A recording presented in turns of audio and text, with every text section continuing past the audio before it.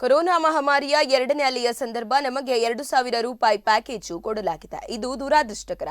ಸಂಕಷ್ಟದ ಕಾಲದಲ್ಲಿ ನಮ್ಮ ಕುಟುಂಬ ನಿರ್ವಹಿಸಲು ಈ ಹಣ ಏನೇನೂ ಸಾಲದು. ಇದೊಂದು ಕಣ್ಣೊರೆಸುವ ತಂತ್ರ ಎಂದು ಉಡುಪಿ ಜಿಲ್ಲಾ ಸವಿತಾ ಸಮಾಜ ಪ್ರಧಾನ ಕಾರ್ಯದರ್ಶಿ ಸದಾಶಿವ್ ಬಂಗೇರ ಕುರ್ಕಾಲು ಹೇಳಿದ್ದಾರೆ. ನೀಡದೆ ಸರಿಸುಮಾರು 1 ತಿಂಗಳಿಂದ ಕೆಲಸವಿಲ್ಲದೆ ಮನೆಯಲ್ಲಿರುವಂಥ ಪ್ರಸಂಗ ಒದಗಿ ಬಂದಿದೆ.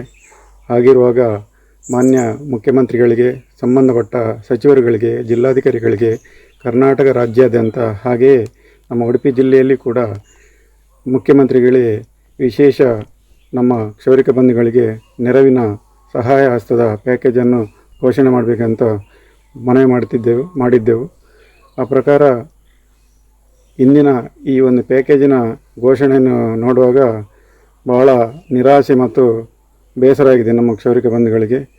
ಈ ಬಾರಿ ನಮಗೆ ಲಾಕ್ಡೌನ್ನಲ್ಲಿ ಅಲ್ಪಾವಧಿಯ ದುಡಿಮೆಯ ಅನುಮತಿ ಕೂಡ ಸಿಗದೇ ಇರುವಾಗ, ಕೆಲವು ಶ್ರಮಿಕ ವರ್ಗದವರಿಗೆ ಅನುಮತಿ ನೀಡಿರುವಾಗ ನಮಗೆ ಕೇವಲ ಒಂದು 2,000 ಪ್ಯಾಕೇಜನ್ನು ನೀಡಿರುವುದು ದುರದೃಷ್ಟಕರ.